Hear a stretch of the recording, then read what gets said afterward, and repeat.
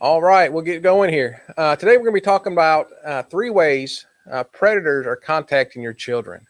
That's the focus of this video. We're going to be going over 3 ways the predators are most likely the ways that we've seen as contacting your children, and 3 tips on how to keep your children safe from online predators.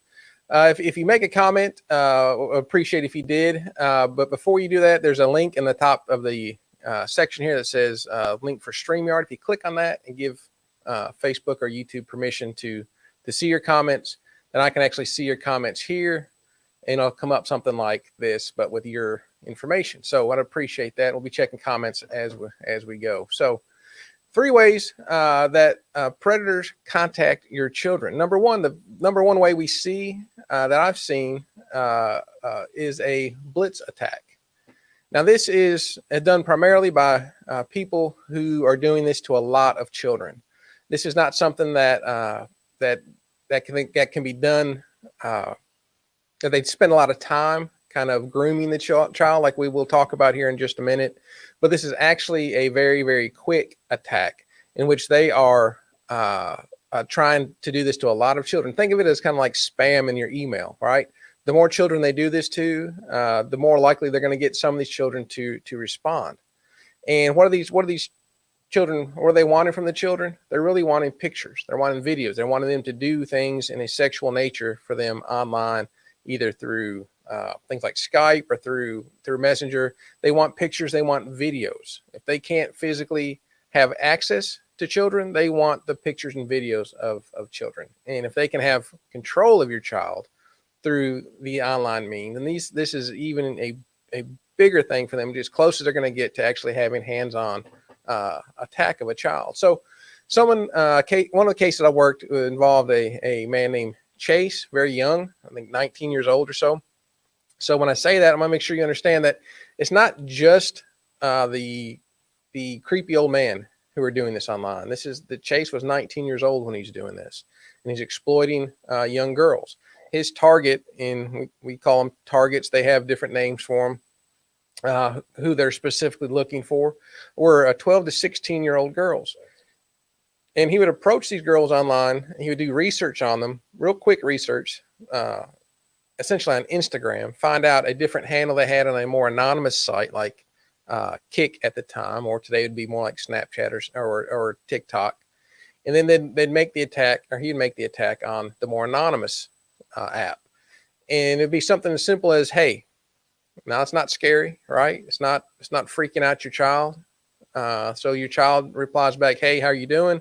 And the attack begins, and it's really quick. And so he knows they're online. So, hey, you got 30 seconds to send me a picture of you topless, or here come the threats. I know where you live. I know information about you, about your family.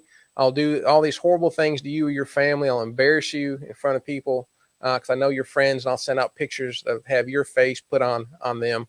All these different threats as fast as he can to try to get these pictures. Now, first picture is, hey, I just want a picture of you topless and I'll leave you alone. Now, when they send that picture, now all of a sudden it's, okay, now we got these real topless pictures. Now we want full news. Now we want these sexual pictures. Now we want you to do things to yourself, to do things with objects in a sexual nature. And it continues and continues and continues, all from just one thing. And that's a text or a message that said, hey.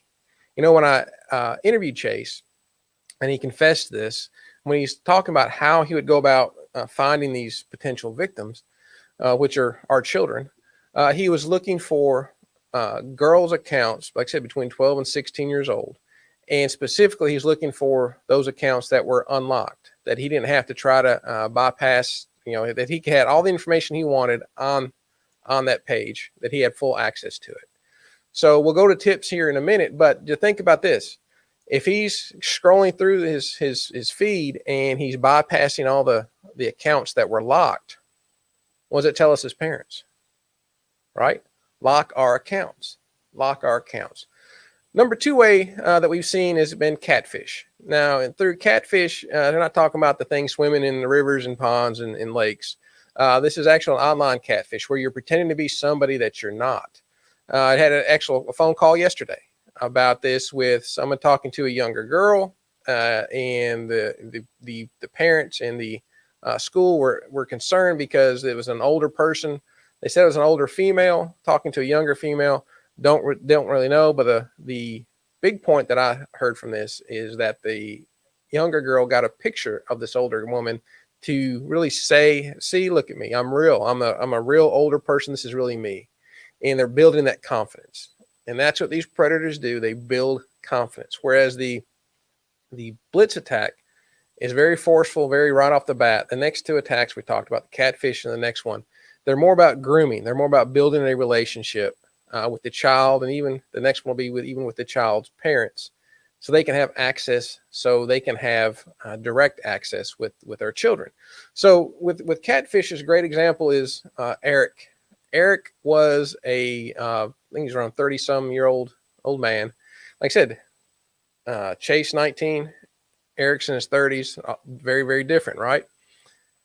But Eric would actually talk to kids online, and he had different profiles. So if his target were preteen boys, so he was doing research on these boys. When he became friends with them, if he thought they would be more interested in having someone who was a friend, then he had a profile for being friends. Or he had profiles if they needed a father figure, he'd be the father figure. And he was grooming these boys. And when I went through his chat, he's grooming some of these boys to where they're calling him dad, because he knew they didn't have a dad, and he became that dad for them, right? And so if it was a younger friend, if it was a 13-year-old boy wanted to talk to another 13-year-old boy, he had that taken care of. He had that profile that he would use to approach our children. Or if these younger boys needed a father figure, he had that profile set up so he could be the father figure. And he's grooming these boys, trying to figure out what they need to eventually get pictures, right? He wants pictures. He wants videos of these boys naked doing sexual acts. And he's going to take those, add it to his collection, and then trade with other online pedophiles for pictures of their collection. And so that's what they're doing with these. They're hoarding these pictures. They're hoarding these videos, obviously to masturbate to them because they're sexually aroused by that. And they're using these pictures to get other pictures from other pedophiles. So that's the second way that we're seeing this is through Catfish. Third way is really through as a trusted adult. And this way is, for me, it's even scarier than the first two, because the Blitz Attack, the person can be anywhere. There's no real connection. It's the fact that he found you online. The Catfish, like Eric, he's done some research into you as well. And he kind of understands what you want or what you're looking for, what you need. And he's exploiting that. But the trusted adult that we've seen, really they infiltrate families. Most of the time it is in somebody in person doing these things, but it's a lot of times it doesn't have to be. It can be someone that your parents or the children's parents may trust, who's just online. Maybe it's a tutor. Maybe it's a friend of the family who the parents trust, and automatically they believe the child should trust that as well. And so a great example of this is Uncle Dennis. Uncle Dennis was, according to everyone we talked to, was a great guy. Everyone loved Uncle Dennis, to the point to where parents and grandparents would let their children or their grandchildren go over to Uncle Dennis's trailer, go to his apartment when he had an apartment, and spend the night there. See, Uncle Dennis, though they didn't know, he was sexually attracted to young boys as well. If they're asking him to go, and they're non-family, they call him Uncle Dennis, but he's not family at all. They still let him go over to Uncle Dennis's trailer because they thought he was a great person. Loved kids. And he did, in a sexual way, in a very bad way. But Uncle Dennis was taking advantage of these children and using the internet to send pictures and videos of him actually molesting these children to other pedophiles. And so to where he had groomed not only the children to do this, but he had groomed the parents and the grandparents to have access to these children. And so obviously it's a horrible event. All three of these gentlemen are still in prison, and Dennis will be spending most likely the rest of his life in prison for this.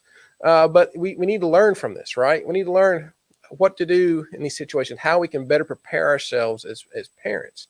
And that is, number one, is this: talk to your children about that not everyone they meet online is who they say they are. So, we want to make sure kids have a childhood, but if we're letting them online, if we're letting them have access to the internet, we need to prepare them. And number one is you can't trust everyone online. And you really can't trust anybody that you don't know personally. That'd be kind of step number one, is talk to your child that everyone is not who they seem to be. Step number two is for you, the parent. You need to limit the access. Learn from Chase. He kept on scrolling, right? The FBI says there's around 750,000 pedophiles online anytime our children get online. 2 in the morning, 2 at night, 750,000. And that was before COVID.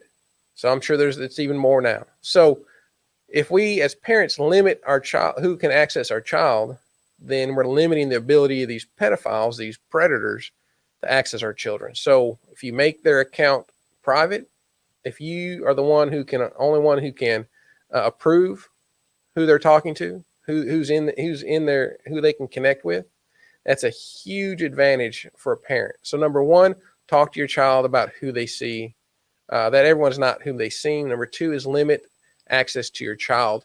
And number three is have a plan. Have a plan that if something does happen, if they are approached by a predator, they need to know what to do. We suggest an online contract. If you want more information about that, just send me a message. We can send it to you. But have a plan in place to where they know exactly what to do. So many times kids, when this happens to them, they feel overwhelmed. They don't know what to do, and they just want it to go away. So they send that first picture is away. Just leave me alone. I'll send you a picture. Just leave me alone. That leads to more demands and more pictures. So if you, in this discussion with your child, right, the number one is talk to your kids about not everyone's who they seem. You're limiting their access to children, and then have a plan. And this is a big part, I think, that most parents miss, is that many times children who are exploited or are approached don't tell their parents about it because they're afraid they're gonna lose their online life. Now, where there's a balance of safety versus teaching them, that there's consequences, I personally would err on the side of making sure they're safe first. So if they know, maybe I wasn't on the app I was supposed to be on. Maybe I wasn't talking to who you said I could talk to, and this happened. I would much rather them come to me and say that this happened than turn around and find out they didn't come to me because they're afraid of what happened, and it led to a whole string of horrible events. And so really with these three things, the way they approach our children, number one is the Blitz Attack. They're very forceful, very quick. They don't give them a lot of time to make decisions. Number two is a catfish. They figure out what your child needs, if they need a father figure, if they need a friend, if they need a kind of an older brother or sister, kind of a mentor, that's what they become. Number three is a trusted adult. And unfortunately, most of these trusted adults are trusted because we as parents trust that person. And so we need to make sure who has access to our children is not just because they have access to us. Just because they have access to us doesn't mean they automatically have access to our children. And so what should you do? Number one, talk to your kids about everyone is not who they say they are. Make sure they understand that. And it's something that you can continuously talk about. It doesn't have to be just a one-time conversation. Number two is limit the access that people have to your child. Limit the number of apps they have. Limit who can, lock it down so that it's not everyone can contact them. Limit them in any way that you can. And number three is have a plan. If something happens, make sure your child knows. Just like if you talk to your child about if there's a fire, this is what you do. You go out this window, try to go out this door. Plan the same way for if something happens online. It's exactly what you do. You get approached, you come to me. You're not going to be in any trouble, even though you may have been doing something you shouldn't do. We'll take that as a life lesson and do better the next time. And if you like videos like this, we put these videos out every week, and videos just like this for us, for the cyber cops, as well as other professionals that we interview. And we're really here for you. We want to make sure that you as parent are empowered and have the tools needed to make sure that you raise a cyber safe teen, tween, or adolescents. Make sure that they're not exploited by online predators, but actually use and leverage social media to have a brighter future. And so again, my name is Mike Lemon, and we'd appreciate if you like the video to hit the subscribe or join the Facebook group, and we will see you here next time. Let me check the comments. Don't see any here right now. So we appreciate you being here. You'll have a great day.